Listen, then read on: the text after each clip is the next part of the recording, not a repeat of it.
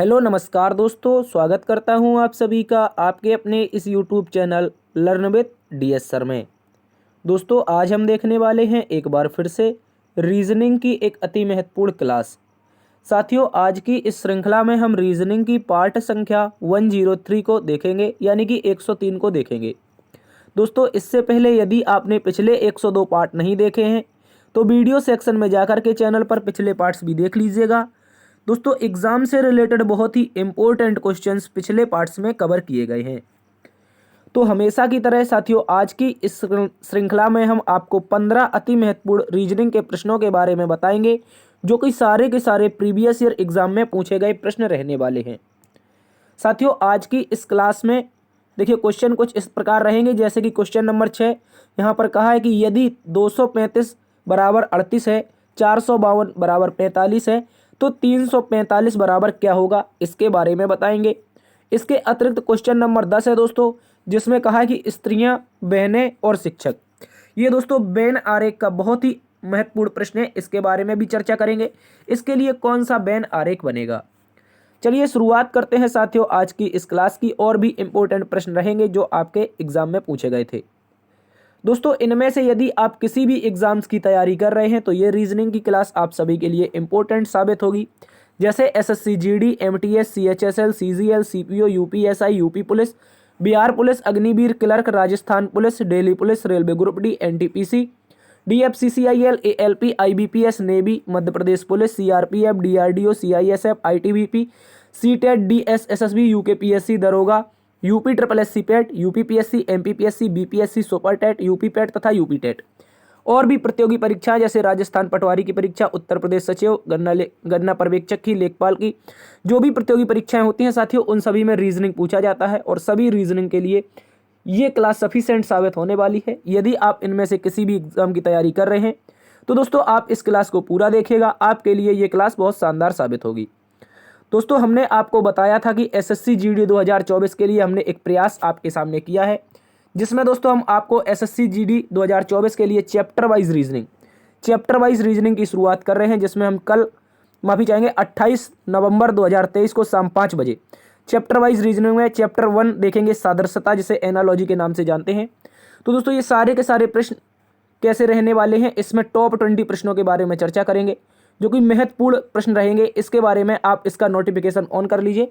इसको हमने आपके चैनल पर अपकमिंग में प्रोवाइड करवा दिया है, तो दोस्तों आप इसको जरूर इसको लाइक करके इसका नोटिफिकेशन ऑन कर लें, इसका रिमाइंडर लगा लें। ठीक है, शाम 5 बजे 28 नवंबर जुड़ना न भूलें आपके अपने YouTube channel learn with DS sir पर। दोस्तों तो आपके लिए ये क्लास बहुत शानदार साबित होगी, इसको जरूर देखिएगा।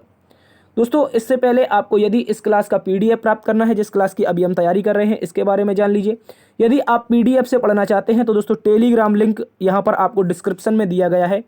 इसको आप क्या करना है, आपको टेलीग्राम को ज्वाइन कर लेना है, जहाँ पर आपको डेली के बेसिस पर क्लास के इंपॉर्टेंट नोट्स और क्लास के पीडीएफ सारे के सारे प्रोवाइड करवाए जाते हैं। जैसे कि अभी पिछली क्लास हुई थी 102वां पार्ट, और इसका पीछे पार्ट भी पड़ा है इसका पीडीएफ का, तो इसको भी आप लोग देख लेंगे। चाहो तो आप हमें इंस्टाग्राम पर भी फॉलो कर सकते हैं, यहाँ पर हमारा लिंक मिल जाएगा डिस्क्रिप्शन में। दोस्तों शुरुआत करते हैं आज के पहले प्रश्न की। आज का पहला प्रश्न है हमारे पास क्वेश्चन नंबर 1, जिसमें कहा है कि राहुल का विद्यालय उसके घर से उत्तर पूर्व दिशा में है। यानी कि डायरेक्शन एंड डिस्टेंस का बहुत ही महत्वपूर्ण प्रश्न है। तो कह रहा है तो उसका घर उसके विद्यालय से किस दिशा में होगा। देखिए अगर बात कर लें साथियों इस प्रश्न की, तो सबसे पहले कहा कि राहुल का जो विद्यालय है उसके घर से उत्तर पूर्व दिशा में है। तो अगर मैं मान लूँ दोस्तों यहाँ पर एक ये राहुल है, और ये राहुल का दोस्तों क्या है, याद रखेंगे ये राहुल का घर है। और इस राहुल के घर के लिए याद रखेंगे इस राहुल के घर से जो विद्यालय की दिशा है वो उत्तर पूर्व में है। अगर हम इस तरह से क्या बनाएं, डायरेक्शन बनाएं इस तरह से, ठीक है, इस तरह से डायरेक्शन बनाएं तो ये होती है दोस्तों ईस्ट, यानी कि पूर्व होती है। ठीक है, ईस्ट मतलब पूर्व होती है, यहाँ पर वेस्ट, यहाँ पर नॉर्थ और यहाँ पर साउथ। ठीक है, इस तरह की 4 दिशाएं होती हैं। तो राहुल के घर से राहुल का जो विद्यालय है वो कौन सी दिशा में दोस्तों, उत्तर पूर्व दिशा, मतलब नॉर्थ और ईस्ट के बीच वाली जो दिशा होगी उसी दिशा में इसका विद्यालय स्थित है। तो आप कहेंगे दोस्तों मान लीजिए ये घर से यहाँ पर इसका विद्यालय स्थित है, ये रहा घर, और जबकि यहाँ पर इसका विद्यालय स्थित है, तो इसको हम लिख देते हैं विद्यालय। ठीक है, यहाँ पर इसका विद्यालय स्थित है। और अब पूछा कि विद्यालय से घर की दिशा क्या है। तो अगर मैं बताऊँ दोस्तों इसमें विद्यालय से घर की दिशा, तो यहाँ पर भी इस तरह से बनाएंगे, तो ये हो जाएगा ईस्ट, यहाँ पर हो जाएगा वेस्ट, नीचे साउथ और ऊपर नॉर्थ। तो अब कौन सी दिशा बनेगी दोस्तों? तो आप कहेंगे सर ये वाली दिशा बनेगी, ये वाली दिशा, ये वाली दिशा बनेगी। तो आप कहेंगे वेस्ट और साउथ, यानी कि कह सकते हैं साउथ और वेस्ट। साउथ और वेस्ट का मतलब होता है दोस्तों दक्षिण पश्चिम की दिशा। कौन सी दिशा हो जाएगी साथियों? दक्षिण पश्चिम की दिशा हो जाएगी। बहुत ही महत्वपूर्ण प्रश्न है, एकदम बेसिक से हमने इसको सॉल्व किया है। आप चाहो तो इसको अच्छे से याद रखेंगे और एग्जाम में पूछा गया क्वेश्चन है। ऐसा कोई क्वेश्चन नहीं कि हमने अपने मन से बना दिया, ऐसा कोई प्रश्न नहीं है। सारे के सारे एग्जाम बेस्ड क्वेश्चन आपके सामने हैं। ठीक है दोस्तों, तो इसका सही उत्तर बनेगा दक्षिण पश्चिम। अगला प्रश्न दोस्तों है हमारे पास क्वेश्चन नंबर 2। इसमें कहा है निम्नलिखित विकल्पों में से वह शब्द चुनिए जो शब्द के अक्षरों का प्रयोग करके नहीं बनाया जा सकता है। ये देखिए एक शब्द दे रखा है कार्बोनेट, एक शब्द दे रखा है दोस्तों कार्बोनेट, और दोस्तों इसमें बताना है कार्बोनेट का प्रयोग करके हम कौन सा शब्द नहीं बना सकते हैं, ये बताना है। तो क्या बता सकते हैं? देखिए अगर बात कर ले सबसे पहले कार्बोनेट की, तो CARBO और आगे हो जाएगा NATE, इस तरह से हो जाएगा दोस्तों हमारा कार्बोनेट। ठीक है, अब कार्बोनेट की अगर चर्चा करें तो देखिए क्या बना सकते हैं कार्बन को। पहला ऑप्शन देखते हैं CARBON, ये देखिए लिखा है, इसको बनाया जा सकता है। गौर से समझना है, कार्बन दोस्तों हम बना सकते हैं, ऑप्शन नंबर ए बना सकते हैं। उसके बाद बोर्न BORN, तो बोर्न भी बनाया जा सकता है, यानी कि ऑप्शन नंबर जो 2 है ये भी बनाया जा सकता है। अर्न को देखें तो EAR और N, यानी कि अर्न भी बनाया जा सकता है दोस्तों, ऑप्शन नंबर सी भी बनाया जा सकता है। ऑप्शन नंबर डी में लिखा है BOSE, क्या लिखा है? BO और S, तो यहाँ पर कार्बोनेट में कहीं है ही नहीं, तो इस कारण ऑप्शन नंबर डी में आया है S, इस कारण हम ऑप्शन नंबर डी को नहीं बना सकते हैं। इसको आप लोग अच्छे से याद रखेंगे, कार्बोनेट में कहीं भी S का प्रयोग नहीं हुआ है, तो इसलिए बॉस को नहीं बना सकते हैं। चलते हैं दोस्तों अगले प्रश्न की तरफ, इसको याद रखेंगे। अगला प्रश्न है हमारे पास क्वेश्चन नंबर 3। ये एक दोस्तों याद रखेंगे क्रम व्यवस्था का एक शानदार क्वेश्चन है। इसमें कहा है A B से कद में लंबा है, जो C से छोटा है और D से लंबा है, तो इनमें से सबसे छोटा कौन है? बहुत ही MCQ क्वेश्चन है, इसको आप लोग याद रखेंगे। हालांकि छोटा है लेकिन बहुत ही टाइट क्वेश्चन है, इसको आप लोग अच्छे से याद रखेंगे। देखिए अगर बात कर लें इस प्रश्न की, तो इसमें कहा है दोस्तों A B से कद में लंबा है। A नाम का शख्स है, ये कद में किससे लंबा है? तो दोस्तों B से लंबा है। ठीक है, A नाम का शख्स ये रहा, ये किससे लंबा है? तो B से लंबा हो जाएगा। ठीक है, B से लंबा है, तो इसको लंबाई के घटते हुए क्रम में रखते हैं ऐसे। ठीक है, इस तरह से रखेंगे। आगे देखते हैं। ठीक है, A B से लंबा हो गया, यहाँ पर A B से लंबा हो गया। उसके बाद आगे का है जो C से छोटा है, जो C से छोटा है। जो का मतलब क्या है? जो किसके लिए आता है? यदि आप पुराने स्टूडेंट हैं तो हमने आपको बताया था, जो आता है दोस्तों जस्ट आगे आने वाले अल्फाबेट के लिए। तो C के जस्ट आगे अल्फाबेट कौन आया है? B आया है। क्या है दोस्तों? याद रखेंगे जो आता है जस्ट आगे आने वाले के लिए, तो दोस्तों याद रखेंगे C के आगे B आया है। तो जो C से छोटा है, मतलब जो B है वो किससे छोटा है? आप कहेंगे सर C से छोटा है। इसके बाद कहा है और D से लंबा है, और D से लंबा और किसके लिए है? सेकंड वाले के लिए। और आता है सेकंड वाले की, तो पहला ये हो गया और सेकंड कौन हो जाएगा? B हो जाएगा। ठीक है, तो इस तरह से सेकंड B हो जाएगा, मतलब D B से छोटा हो जाएगा। ठीक है, जो D से लंबा है, या कह सकते हैं D B से छोटा, या B D से लंबा है, एक ही बात है। तो दोस्तों इसमें कहा इनमें से सबसे छोटा कौन है? देखिए अगर बढ़ते हुए क्रम में लिखें, अगर बढ़ते हुए क्रम में लिखें, तो सबसे लंबा हमें कौन दिखाई दे रहा है? आप कहेंगे सबसे लंबा A है, उसके बाद C है, फिर B है, और सबसे छोटा हमें D दिखाई देगा। और प्रश्न में क्या पूछा है कि सबसे छोटा कौन है? तो दोस्तों सबसे छोटा ऑप्शन नंबर सी में दे रखा है, D नाम का शख्स। D नाम का शख्स ऑप्शन नंबर सी में है। इस प्रश्न का उत्तर ऑप्शन नंबर सी सही हो जाएगा, इसको याद रखेंगे। चलते हैं साथियों अगले प्रश्न की तरफ। अगला प्रश्न क्वेश्चन नंबर 4, जो कि कह रहा है यहाँ पर क्वेश्चन में क्या कहा है, यदि P पति है Q का, यदि P पति है Q का और R माता है S और Q की, तो PR से क्या संबंध है? PR से क्या संबंध है ये बताना है। PR से कैसे संबंधित है, या फिर इसको बताना है। तो देखिए अगर बात कर लें दोस्तों इस प्रश्न की, तो सबसे पहले याद रखिए यदि P पति है Q का, तो P पति है Q का, इन दोनों की आपस में शादी करानी पड़ेगी। P पति बनेगा किसका? तो आप कहेंगे Q की। शादी बनाएंगे तो डबल एरो का निशान लगाते हैं, तो इसकी शादी करवा देते हैं। और Q का, और R माता है S और Q की, R माता है S और Q की। ठीक है, R माता है किसकी? याद रखेंगे यहां से पढ़ते हैं, और इसको हटा देंगे, R माता है S और Q की। तो ये तो पत्नी थी, ये तो P की पत्नी थी। Q कौन थी? Q थी दोस्तों P की पत्नी, क्योंकि कहा है P Q का पति है, तो क्या Q क्या हो जाएगी? पत्नी हो जाएगी। उसके बाद यहाँ पर क्या है कि R जो है वो माता है S और Q की, तो Q की अगर माता बना दूं मैं यहाँ पर R को, किसको? Q की अगर माता बना दूं R को, तो R की दो बच्चे बनेंगे, एक S बनेगा, एक Q बनेगा। तो Q के बारे में तो हमें पता है ये एक लड़की है, लेकिन दूसरे के बारे में हमें पता नहीं है, जो S है इसके बारे में पता नहीं है ये क्या है। ठीक है, इसके बाद अब देखिए यहाँ पर कहा है P से R का क्या संबंध है? P से R का क्या संबंध है? तो P से R का क्या संबंध है? देखिए ये समझिए, पी से आर का क्या संबंध है, ये रहा पी, ये रहा आर, तो ये क्या पी की क्या बनेगी, सास बनेगी दोस्तों, क्या बनेगी याद रखेंगे, पी की सास बनेगी दोस्तों, पी की सास बनेगी आर, गौर से समझना है, पी की सास बन जाएगी, पी आर की माता है, आर माता है तो इसके लिए माइनस लगा देते हैं। देखिए गौर से फिर से समझिए इसको, पी पति है क्यू का तो मैंने पहली लाइन बना दी, उसके बाद दूसरा बात समझना है, आर माता है एस और क्यू की तो माता है, इसके लिए माइनस आया, आर माता हो गई। उसके बाद क्यू और एस की माता है तो एस का जेंडर पता नहीं है, क्यू एक लड़की है। इसके बाद कहा है पी से आर का क्या संबंध है, पी से आर का क्या संबंध है, तो पी क्या कहेगा, पी कहेगा जो ये आर है ये मेरी पत्नी की माता है, इसका मतलब मेरी सास है। गौर से समझना है, इस प्रश्न का सही उत्तर ऑप्शन नंबर डी सास बनेगा, इसको याद रखेंगे। चलते हैं अगले प्रश्न की तरफ। अगला प्रश्न है दोस्तों क्वेश्चन नंबर 5, जो कि कहा है कि निम्नलिखित शब्दों को शब्दकोश के आने वाले क्रम के अनुसार लिखें। यहाँ पर हमें दोस्तों कुछ शब्द दे रखे हैं, गौर से समझना है, पहले फैब्रिक है, फिर फेस है, फिर फेल्योर है, फिर फैकल्टी है। तो इनमें से बताना है दोस्तों सबसे पहले कौन सा शब्द आएगा, इसको समझना है आपको अच्छे से। तो अगर मैं बात कर लूँ इन प्रश्नों की, इनके शब्दों की, तो सबसे पहले क्या आएगा उसके बारे में समझते हैं। सबसे पहले देखिए सभी में एफ ए कॉमन मिल रहा है दोस्तों, अगर आप इस प्रश्न को देखेंगे तो सभी में एफ ए कॉमन मिल रहा है, तो एफ ए से तो हमें कोई मतलब नहीं है, आप इसकी क्वालिटी बढ़ा लीजिए थोड़ा सा, ठीक है। उसके बाद अब पहले स्थान पर क्या आएगा, ठीक है, यहाँ पर देखिए, यहाँ पर बी है, इसका प्लेस वैल्यू बनेगा 2, ठीक है। इसके बाद यहाँ पर सी है तो इसका प्लेस वैल्यू बनेगा 3, ठीक है। यहाँ पर आई है दोस्तों, यहाँ पर आई है तो इसका प्लेस वैल्यू बनेगा 9, यहाँ पर सी है तो दोस्तों इसका प्लेस वैल्यू बनेगा 3। तो आप बताइए इनमें से सबसे छोटा कौन है, आप कहेंगे इनमें से सबसे छोटा है नंबर 1, इनमें से सबसे छोटा क्या है दोस्तों, इनमें से सबसे छोटा है नंबर 1, इसका मतलब पहले स्थान पर क्या आएगा, नंबर 1 आएगा, इसको समझना है आपको, पहले पर नंबर 1 आएगा, मतलब पहले से शुरुआत नंबर 1 से होनी चाहिए। और अगर हम ऑप्शनों को देखें तो केवल और केवल एकमात्र ऑप्शन है जिसकी नंबर 1 से शुरुआत हो रही है, एकमात्र ऑप्शन है ऑप्शन नंबर डी जिसकी नंबर 1 से शुरुआत हो रही है, बाद बाकी दोस्तों किसी की भी शुरुआत नंबर 1 से नहीं हो रही है, तो पहले से ही पता चल गया। इसके बाद क्या आगे चेक कर सकते हैं, बिल्कुल चेक कर सकते हैं। देखिए ई का जो स्थान होता है ये 5वां होता है, देखिए जो 3 नंबर है ये तो 4 पर फिक्स हो गया, देखिए 3 नंबर 4 पर आ रहा है, इसको समझना है।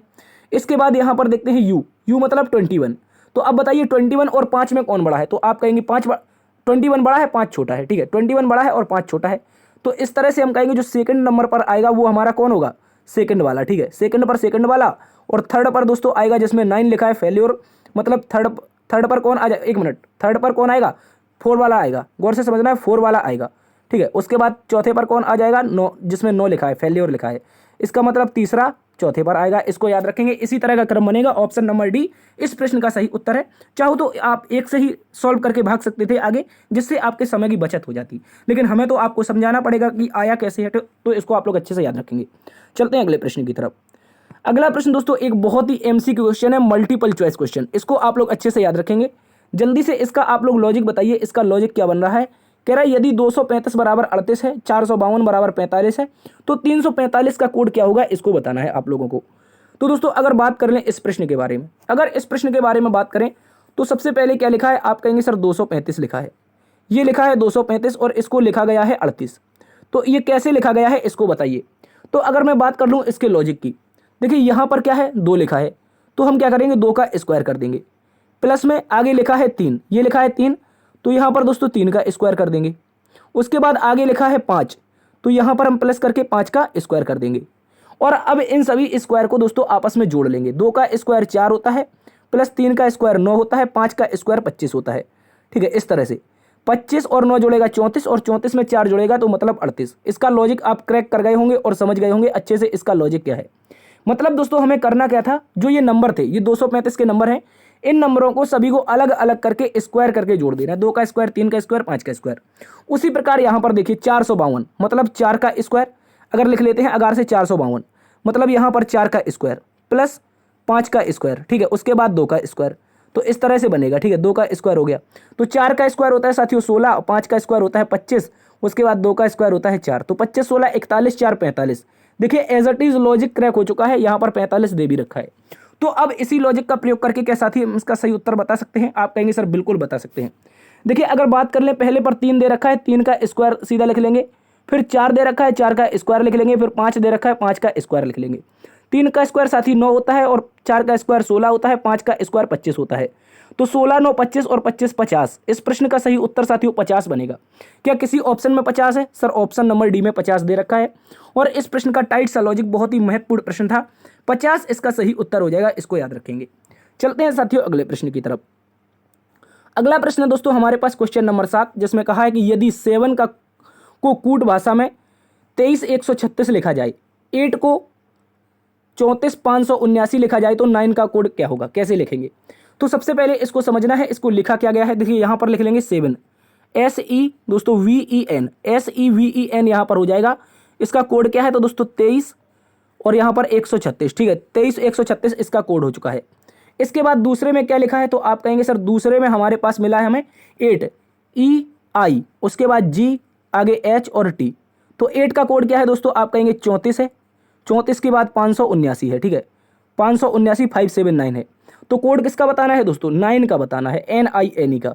किसका कोड बताना है, NINE का कोड बताना है। क्या बता सकते हैं, बिल्कुल बता सकते हैं दोस्तों। देखिए समझिए बताना कैसे है, इसका कोड हम कैसे बताएंगे। तो देखो यहाँ पर दोस्तों हमें करना क्या है, इसमें हमें एक लॉजिक लगाना था, बहुत ही प्यारा लॉजिक था।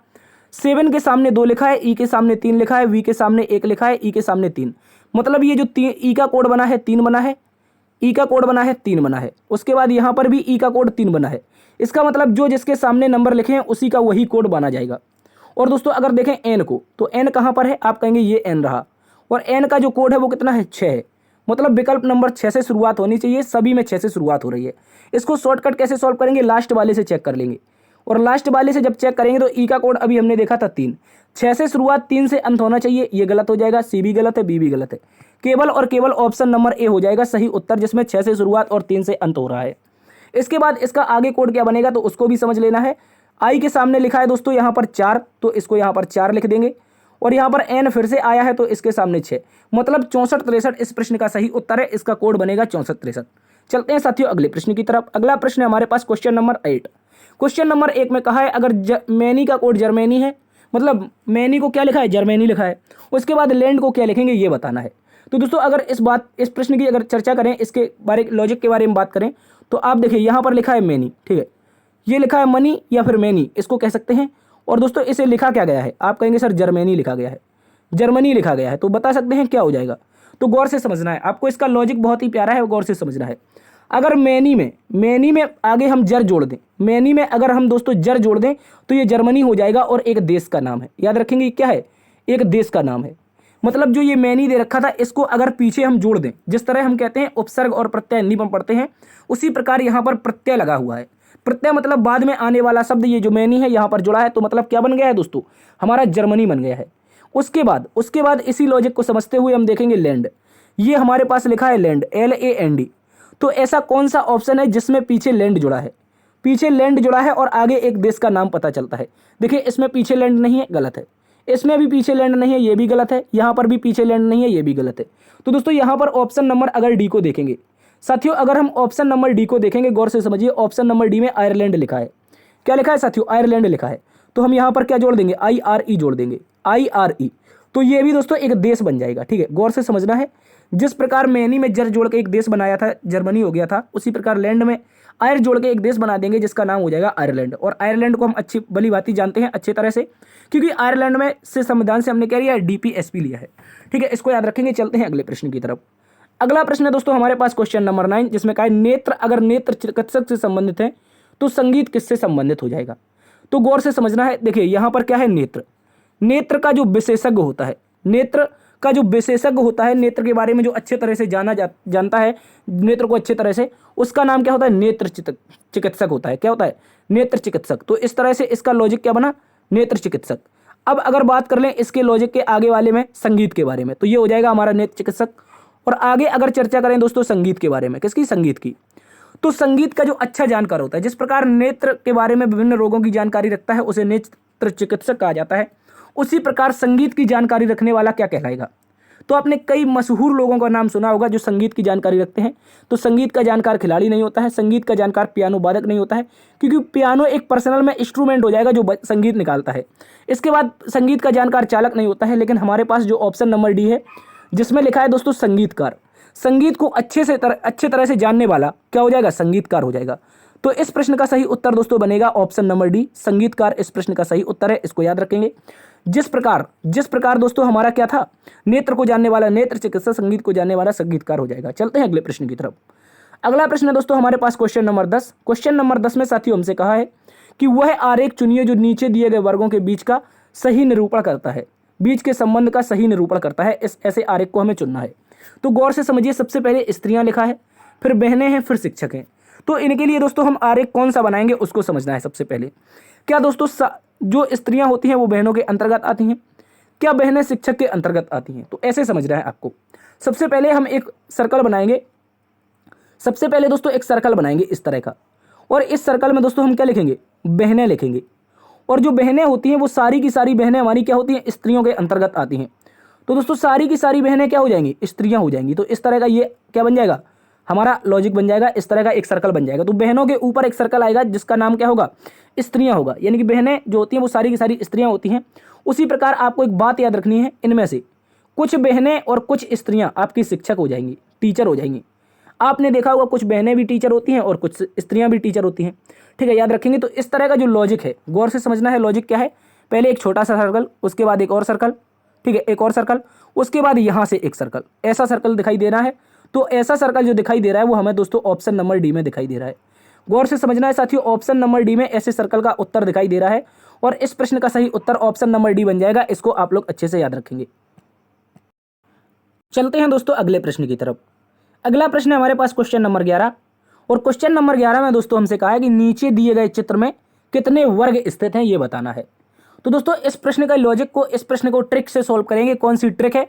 पहले आप ट्रिक सॉल्व करेंगे, उसके बाद इस क्वेश्चन का आंसर आ जाएगा। मतलब पहले आप ट्रिक समझेंगे, उसके बाद चुटकियों में इसका उत्तर आएगा। तो ट्रिक क्या है इसको समझना है। सबसे पहले अगर मैं कहूँ एक इस तरह का हम बना देते हैं चित्र, जिसमें इसको हम इस तरह से काट देते हैं। ठीक है, गौर से समझना है। सबसे पहले इस तरह से हम काट देते हैं इसको। ठीक है, इसको दोस्तों क्या करेंगे? हम अच्छे से काट देंगे। उसके बाद एक चित्र यहाँ पर बनाएंगे। ठीक है, एक चित्र यहाँ पर बनाएंगे। तो अगर मैं पूछूँ नंबर 1 में, इसको नंबर 1 दे देते हैं, इसको नंबर 2 दे देते हैं। ठीक है, एक मिनट, यहाँ पर 1 नंबर है और यहाँ पर 2 नंबर है हमारा। तो इनमें से आप बता सकते हैं कि नंबर 1 में कितने वर्ग हैं। तो छोटा सा बच्चा बता देगा कि दोस्तों यहाँ पर हमें एक ही वर्ग दिखाई दे रहा है। क्या है साथियों? एक ही वर्ग है यहाँ पर। कितने वर्ग हैं? तो आप कहेंगे सर 1 वर्ग है। उसके बाद मैं अगर कहूँ कि यहाँ पर कितने वर्ग हैं, यहाँ नंबर 2 में कितने वर्ग हैं, तो आप कहेंगे सर 1 वर्ग ये है, दूसरा वर्ग ये है, तीसरा वर्ग ये है और चौथा वर्ग ये है। तो दोस्तों यहाँ पर क्या 4 वर्ग हैं? अब बहुत सारे विद्यार्थी ऐसे भी होंगे जो इसके ट्रिक को जानते होंगे। ठीक है, तो आपको अच्छे से समझना है पहले। ठीक है, तो अगर मैं बात करूँ इसके लॉजिक की, तो आप कहेंगे सर यहाँ पर हमें 4 वर्ग दिखाई दे रहे हैं, क्या इसके अलावा भी कोई और वर्ग है? तो गौर से समझना है, एक और बड़ा सा वर्ग बन रहा है यहाँ पर। यहाँ पर दोस्तों एक बड़ा सा वर्ग बन रहा है, उस वर्ग के बारे में याद रखना है जो सभी से मिलकर बना है, एक बड़ा सा। तो कितने आए हैं दोस्तों? 5 आए हैं। ये 5 आए कैसे हैं वो ट्रिक समझिए आप अच्छे से। ये आप ट्रिक समझिए, उससे आपको पता चल जाएगा इसके लॉजिक के कैसे ये 5 आए हैं। वैसे तो हमने नॉर्मली ऐसे गिन लिया कि 5 हैं इसमें, लेकिन जब बड़ी आकृति आ जाएगी कुछ इस तरह की, तो इसमें क्या गिन सकते हैं? आप कहेंगे 1 है, 2 है, 3 है, 4 है, 5 है, 6 है, 7 है, 8 है, 9 है और एक बड़ा वाला 10 है। तो क्या 10 है इसमें? आप कहेंगे बिल्कुल नहीं है सर। गौर से समझना है, इसमें बिल्कुल 10 नहीं है। तो इसकी ट्रिक क्या है? हम क्या करेंगे जो हमने अभी बताया था आपको। एक मिनट, यहाँ पर हम इसको थोड़ा सा बैक कर देते हैं। एक मिनट, ठीक है। इसको अब हम क्या करेंगे, यहाँ पर आप समझने नंबर 2 में, आपको नंबर 2 में समझना है। तो इसको एक लॉजिक के साथ सॉल्व करते हैं। यहाँ पर एक नंबर हमने दे दिया था, उसके बाद दूसरा यहाँ पर दे देंगे। इन दोनों का आपस में गुणा कर देंगे। 2 गुणा 2 मतलब 4 हो जाएगा, और 1 का गुणा एक बार कर देंगे और इसको जोड़ देंगे तो 5 आ जाएगा। ये ट्रिक है। फिर आप क्या करेंगे, सेम नंबर इसी में देंगे। क्वेश्चन नंबर 11 में 1 2 3, 1 2 3, और इसमें क्या करना है, इसमें ट्रिक यही लगानी है कि 3 का गुणा 3 में, 2 का गुणा 2 में और 1 का गुणा एक बार अपने मन से। ठीक है, गौर से समझिए। तो मैं कहूँ कि सर 3 का गुणा 3 में करेंगे तो कितना आएगा? 9 आएगा। 2 का गुणा सर 2 में करेंगे तो बच्चा जानता है, छोटा सा जो कक्षा 1 में पढ़ता है, 2 दूना का 4 होता है सर। उसके बाद 1 का गुणा सर 1 में करेंगे तो कितना आएगा? 1 आएगा। और इन सभी को जोड़ देंगे, 9 4 13 1 14। क्या हो जाएगा साथियों? 9 4 13 1 14। और इस प्रश्न के उत्तर में जो वर्गों की संख्या है वो दोस्तों ऑप्शन नंबर बी के अनुसार 14 इस प्रश्न का सही उत्तर हो जाएगा। तो मैं उम्मीद करता हूं अब आप अच्छे से समझ गए होंगे। देखिए, बहुत सारे विद्यार्थी हैं इसका लॉजिक जानते हैं, चुटकियों में निकाल सकते हैं आप लोग, हमें पता है। लेकिन जो नए स्टूडेंट आएंगे उनको भी समझाना जरूरी होता है, तो आप थोड़ा सा पेशेंस बनाए रखिए। आपको भी आता है मैं मानता हूँ, लेकिन छोटे जो बच्चे आएंगे, वो नए लोग आएंगे, उनको भी समझाना जरूरी है। ठीक है, इसको याद रखेंगे। 14 इस प्रश्न का सही उत्तर है। चलते हैं अगले प्रश्न की तरफ।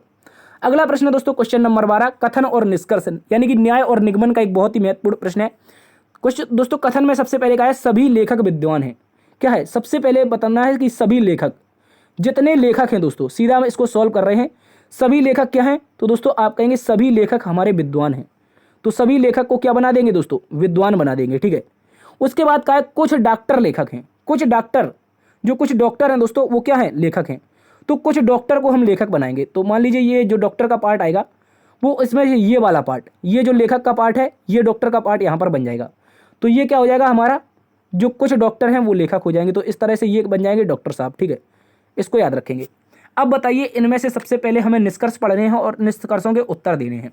सबसे पहले पढ़िए कि क्या कुछ डॉक्टर विद्वान होते हैं, क्या कुछ डॉक्टर विद्वान होते हैं। तो ये रहा विद्वान का पार्ट, ये बाहर वाला, कलर चेंज करके बताते हैं ग्रीन से। ठीक है, ये रहा ये वाला किसका, विद्वान का, ये पूरा सर्कल यहाँ पर ऐसे दिखाई दे रहा है। तो आप बताइए क्या कुछ विद्वान डॉक्टर होते हैं। आप कहेंगे बिल्कुल, क्योंकि डॉक्टर का ये पार्ट आ रहा है इतना वाला, और इसके अंदर जो ग्रीन सर्कल अभी हमने आपको बताया था, गौर से समझना है, कौन वाला, ये वाला, ये भी तो आ रहा है। तो आप कहेंगे कुछ डॉक्टर विद्वान होते हैं, मतलब निष्कर्ष नंबर 1 हमारा सही उत्तर है।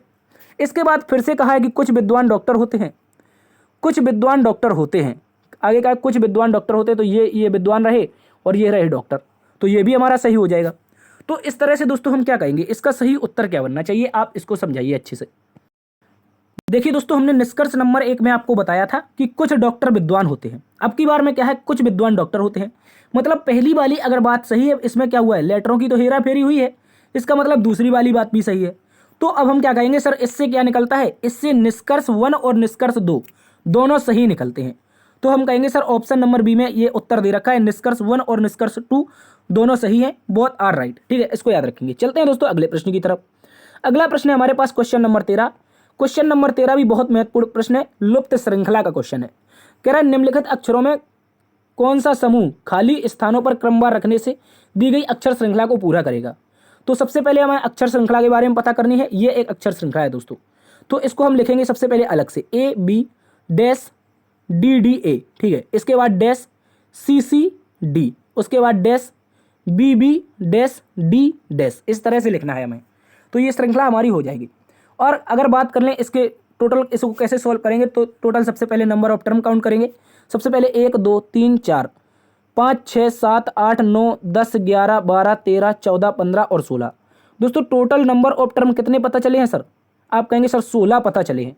और अगर 16 पता चले हैं तो 4 गुणा 4 के पार्ट में डिवाइड कर लेंगे, क्योंकि 16 को आसान तरीके से क्या कर सकते हैं, 4 गुणा 4 के पार्ट में डिवाइड कर सकते हैं। तो इससे हमारी श्रृंखला को सॉल्व करना आसान हो जाएगा। ठीक है, इस तरह से हम इसको सॉल्व कर लेंगे। अब बताइए इसमें हम फिल क्या करें।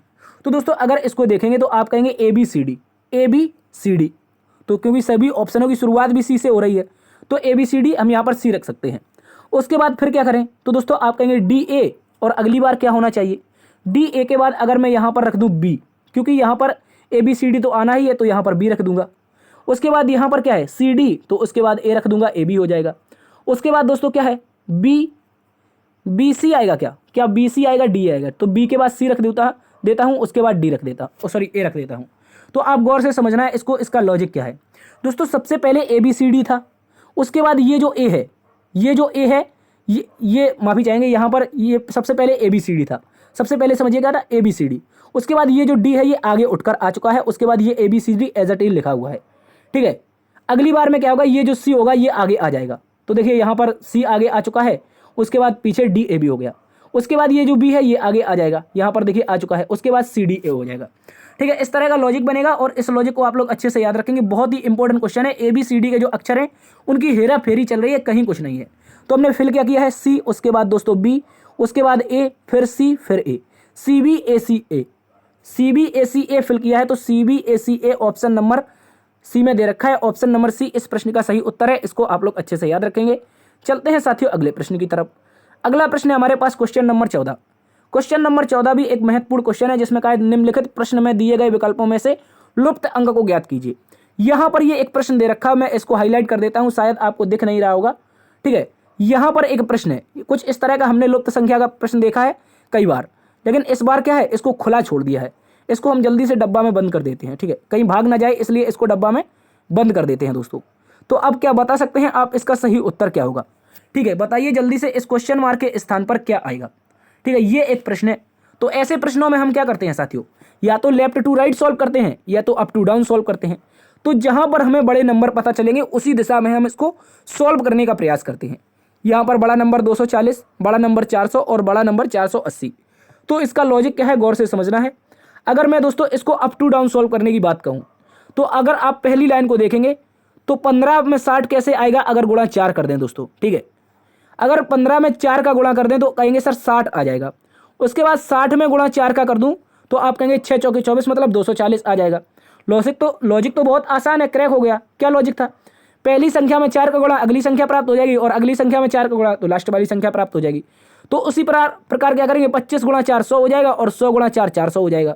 अब यहाँ पर करना है 30 गुणा 4, 30 गुणा 4 और अगली संख्या में भी गुणा 4 कर देंगे तो 3 चौके 12 120 हो जाएगा, ठीक है। और 120 में 4 का गुणा कर देंगे, 12 चौके 48 मतलब 480 यहाँ पर दे रखा है। तो इस क्वेश्चन मार्क के स्थान पर दोस्तों 120 आ जाएगा, इसको याद रखेंगे। ऑप्शन नंबर डी में दे रखा है, ऑप्शन नंबर डी इस प्रश्न का सही उत्तर है। ठीक है दोस्तों, गौर से समझना है, कुछ लॉजिक नहीं था, लॉजिक बहुत ही प्यारा था। जब भी ऐसे प्रश्न होते हैं या तो आपको आते हैं या तो नहीं आते हैं, ठीक है। तो इसमें लॉजिक क्रैक करना होता है, हमेशा बड़े नंबर की ओर चलना है, हमेशा बड़े नंबर को फाउंड करना है ताकि दोस्तों क्या हो, हमारा इस प्रश्न को जल्दी से सॉल्व हो जाए, हमारे इस प्रश्न का उत्तर आ जाए। तो उत्तर क्या बना है, 120 बना है। लॉजिक मैंने आपको बता दिया है, उसको समझ लेंगे। चलते हैं अगले प्रश्न की तरफ। अगला प्रश्न है दोस्तों क्वेश्चन नंबर 15। इसमें क्या है, वह उत्तर आकृति चुनिए जिसमें प्रश्न आकृति निहित है। वह उत्तर आकृति, ये उत्तर आकृतियां 4 दे रखी हैं ABCD, इनमें से वह आकृति चुननी है जिसमें प्रश्न आकृति यानी कि ये वाली आकृति निहित होनी चाहिए। तो क्या इसको चुन सकते हैं? आप कहेंगे सर चुन सकते हैं। देखिए गौर से समझना है, सबसे पहले एक इस तरह का रो है यानी कि एक डंडा है, उसके बाद यहां से ऐसी आकृति चली है और यहां पर आकर समाप्त हो गई है, ये आकृति बतानी है। तो क्या बता सकते हैं? देखिए ऑप्शन नंबर डी को दे रखें तो ये गलत हो जाएगा, ऑप्शन नंबर सी को देखें ये भी गलत हो जाएगा। अब बी और ए में बताइए कौन सा सही उत्तर है। इसमें ऐसा तो कहीं नहीं कहा गया कि आकृति को घुमाने की अनुमति नहीं है या फिर कुछ और बात, लेकिन हमसे कहा है आकृति को कैसा भी करिए, लेकिन आपको ये आकृति प्रश्न आकृति प्राप्त करनी है उत्तर आकृतियों में से।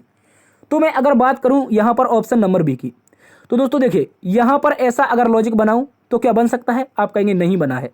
अगर मैं यहां से ऐसा चलता तो ये लॉजिक बन सकता है घुमाने के बाद कर से, लेकिन दोस्तों यहां पर तो नीचे कहीं भी आकृति आ नहीं रही है, ये तो दोनों एक ही दिशा में है, एक ही दिशा में एक धनुष जैसा बना रही है, मतलब ऑप्शन नंबर बी गलत है। अब बचा हमारे पास केवल और केवल ऑप्शन नंबर ए, और इसके अलावा कोई ऑप्शन नहीं है, तो हम कहेंगे सर ऑप्शन नंबर ए सही है। लेकिन सर सही कैसे है ये भी तो बताइए, गौर से समझना है। अगर मैं इस आकृति को, यहाँ पर ये जो आकृति है इसको मैं इस तरह से बना दूं, मैं अगर दोस्तों इस आकृति को कुछ इस तरह से बना दूं तो आप कहेंगे कोई दिक्कत नहीं है। इसको हमने इस तरह से लिटा दिया है, इसके कौन सी दिशा में? आप कहेंगे इसके लेफ्ट हैंड साइड इसको लिटा दिया है 90 डिग्री, और वही लेटी हुई आकृति दोस्तों, वही लेटी आकृति यहाँ पर प्राप्त हो रही है इस तरह से। गौर से समझना, वही आकृति यहाँ पर प्राप्त हो रही है। ऑप्शन नंबर ए इस प्रश्न का सही उत्तर है, इसको आप लोग अच्छे से याद रखेंगे। तो दोस्तों आज की क्लास यहीं पर समाप्त होती है, और दोस्तों आपको याद रखना है 28 तारीख शाम 5 बजे जुड़ना नहीं भूलना है। SSC GD आपके लिए चैप्टर 1 सादृश्यता जुड़ना है, ठीक है। थैंक्स फॉर वॉचिंग, देखते रहिए आपका अपना परिवार लर्न विद DS सर। यदि आज की क्लास दोस्तों आपको पसंद आई है, इस तरह का एफर्ट पसंद आया है, तो आप लोग इसको लाइक कर दीजिए, ठीक है। दोस्तों में सेशन को ज़्यादा से ज़्यादा शेयर कीजिए, और यदि अभी तक आपने सब्सक्राइब नहीं किया तो आप इसको सब्सक्राइब जरूर कर लीजिए। दोस्तों सब्सक्राइब करने का कोई पैसा चार्ज तो लगता नहीं है कि हमने आपसे सब्सक्राइब करवाया 10-20 रुपए ले लिए, वो अलग बात है, आप हमें सुपर थैंक्स में रुपए भेज सकते हैं, कोई बात नहीं है। लेकिन दोस्तों यहाँ पर सब्सक्राइब करने का कोई पैसा चार्ज नहीं है, आप इसको सब्सक्राइब करके बेल आइकन ऑन कर लीजिए। हमने आपको जो वादा किया है वो वादा हम आपसे पूरा करेंगे। 28 तारीख को शाम 5 बजे जुड़ना ना भूलें रीजनिंग की चैप्टर 1 सादृश्यता क्लास के साथ। इसके साथ निरंतर आगे भी क्लासेस चलेंगी, जिसमें आपको क्या क्या प्रोवाइड करवाया जाएगा, हिंदी प्रोवाइड करवाई जाएगी मैराथन के रूप में। इसके अतिरिक्त आपको क्या प्रोवाइड कराया जाएगा, GK GS के महत्वपूर्ण प्रश्न प्रोवाइड करवाए जाएंगे। इसके बाद आपको हमने रीजनिंग की बात चर्चा की है, और रीजनिंग आपको ये भी पढ़ा रहे हैं, शाम को 5 बजे भी जुड़ेंगे आप लोग, ठीक है। तो SSC GD 3 एफर्ट हमारे सामने है। मैथ की हम कोशिश कर रहे हैं कोई अच्छा सा टीचर मिल जाए जो आपको अच्छे से समझाए, ठीक है। देखते रहिए दोस्तों आपका अपना परिवार लर्न विद DS सर। मिलते हैं कल एक नई क्लास में नई ऊर्जा के साथ, नए एनालिसिस के साथ। तब तक के लिए अपना ख्याल रखना। जय हिंद, जय भारत।